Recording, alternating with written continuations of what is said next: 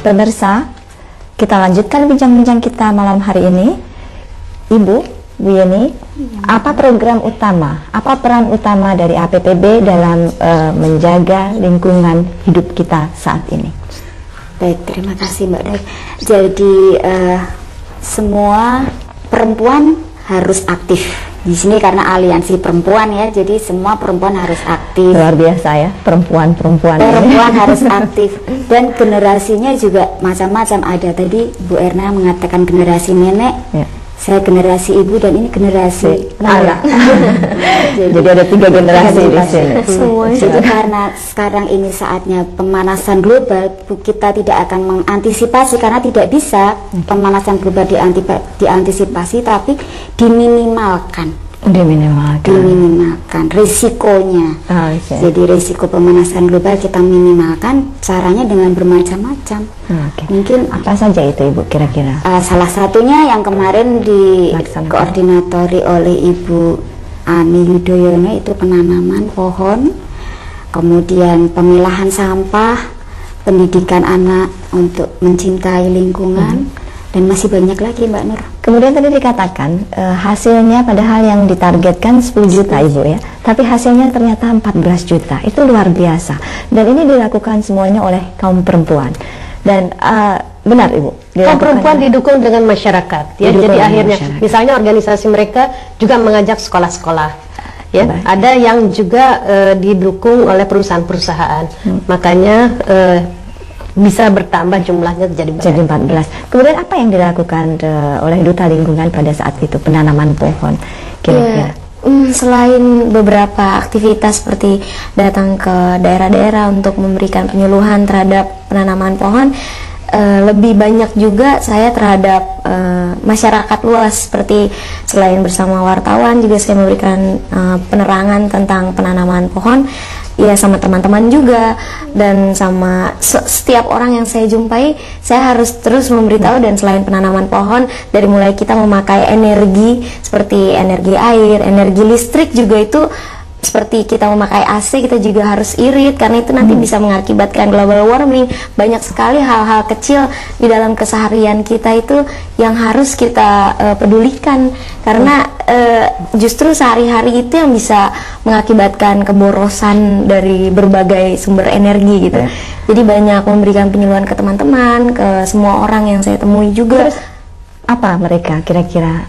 Apa yang mereka menerimanya bagaimana? Mudahkah menjelaskan? Positif sekali, dan banyak sekali yang tadinya nggak tahu. Kebanyakan sih dari ponakan-ponakan anak-anak gitu ya. Banyak sekali yang tadinya nggak tahu kenapa ya harus dimatikan kalau matikan AC atau matikan lampu kalau misalnya keluar ruangan, atau kenapa kita harus menanam pohon dari rumah sendiri, karena kan yang penting dari halaman sendiri-sendiri dulu, nanti baru keluar gitu kan.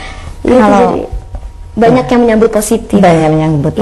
Bu Erna, banyak orang mengatakan bahwa sekarang ini kan rumah-rumah itu kan sempit, tidak banyak halaman, iya kan? Bagaimana kalau mereka, apakah kalau rumahnya tidak ada halaman kemudian mereka tidak bisa menanam? Dan ini kan apa ada jalan lain, misalnya bagaimana caranya? Kalau kita melihat banyak sekali cara-cara menanam pohon, mungkin di Jepang sendiri tidak ada, tapi ini bagaimana menyikapi rumah-rumah yang sekarang jadi rumah susun dan lain sebagainya? Bagaimana Ibu Yani? Ya, sebetulnya menanam di kaleng bekas, di pot-pot yang digantung, kemudian itu juga bisa. Di Jakarta Utara banyak penanaman pot-pot dengan sistem hidroponik yang justru lebih kurang menggunakan air maupun tanah. Juga kita orang per orang bisa melakukan penanaman di tempat-tempat umum, di jalan, di sekolah-sekolah, ya, di pasar, di tempat-tempat pertemuan. Jadi selalu ada saja tempat yang bisa kita tanami bersama-sama di kantor organisasi perempuan dan sebagainya. Nah, ini apakah ini diberikan waktu penanaman pohon yang 10 juta pohon ini, apakah pohon-pohonnya diberikan cuma-cuma atau mereka membeli kemudian memeliharanya, mungkin diajarkan bagaimana cara memelihara pohonnya? Gini, yang 10 juta itu memang diberikan cuma-cuma. Kami dapat dari Departemen Kehutanan yang dibagi melalui jaringan-jaringan di daerah.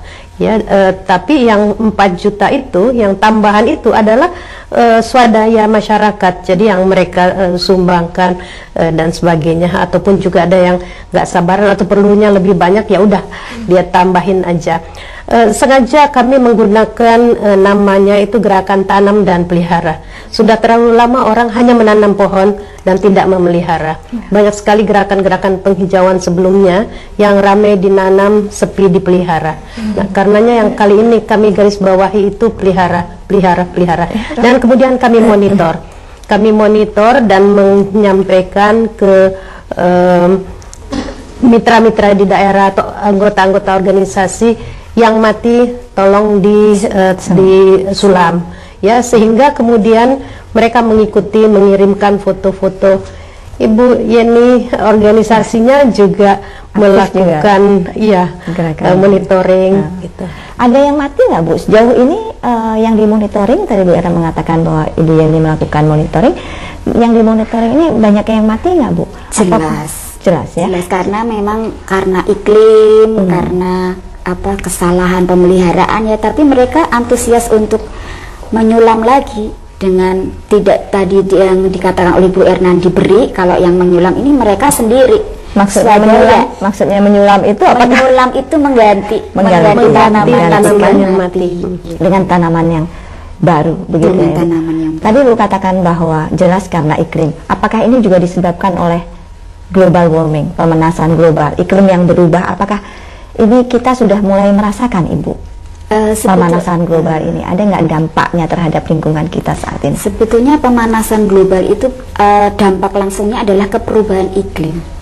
Perubahan iklim manusia dan bumi ini tidak lepas dari iklim. Jadi otomatis kalau perubahan iklim akan menyebabkan perubahan-perubahan yang lain, perubahan musim, dan manusia dan makhluk hidup yang ada di bumi sangat tergantung oleh musim dan iklim gitu. Ya, sepertinya juga kita, apa kaitannya dengan yang sekarang terjadi, perubahan iklim, kemudian ada kerawanan, bukan hanya banjir, rawan pangan, karena banyak yang tidak berhasil panen dan lain sebagainya. Ini Duta Lingkungan bagaimana? Juga mensosialisasikan hal ini. Jadi maksud saya mensosialisasikan bahwa kalau orang gagal panen itu jangan dikaitkan dengan kutukan Tuhan, tapi gagal panen ini ada kaitannya dengan misalnya sosialisasi tentang lingkungan hidup kita, apa yang harus dijaga. Bagaimana? Ya, sebetulnya kalau misalnya Duta Lingkungan itu sendiri kan ada beberapa ya, ada menarik sekali. Ya, ada yang dari slang itu pelestarian penyu, terus ada lagi. Kalau saya lebih ke pelestarian dari penghijauan dari pohon gitu, seperti jarak pagar, seperti contoh jarak pagar itu bisa menghasilkan sebagai alternatif untuk bisa menghasilkan solar gitu, tapi mungkin prosesnya bisa lebih panjang gitu ya untuk bisa menghasilkan solar diesel gitu. Tapi ya aku sendiri melihatnya sebetulnya ini bukan kutukan Tuhan. Seperti yang tadi, seperti yang saya bilang, ini memang salah satu campur tangan dari kelalaian manusia juga. Jadi ya lebih banyak penyuluhan saya lebih difokuskan ke penanaman pohon, penghijauan gitu. Jadi untuk lebih terus struggle, untuk lebih terus bisa, jangan menyerah untuk terus menanam. Apabila gagal mungkin ada kesalahan, mungkin karena iklim itu tadi sendiri. Jadi ya jangan pernah pantang menyerah gitu. Jangan pernah putus asa. Iya, jangan pernah. Bagus sekali.